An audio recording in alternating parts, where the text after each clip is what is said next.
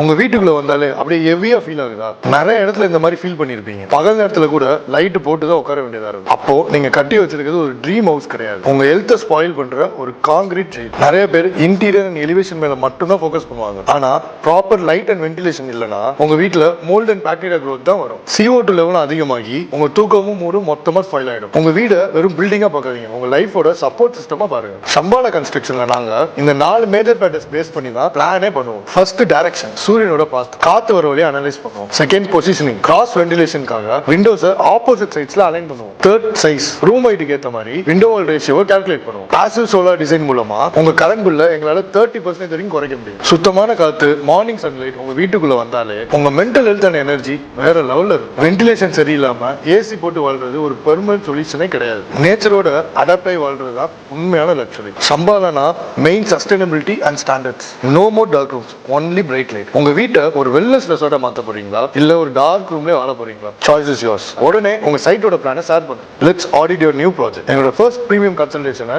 இன்னைக்கு இமிடியேட்டா எடுங்க. And follow as for more informative videos.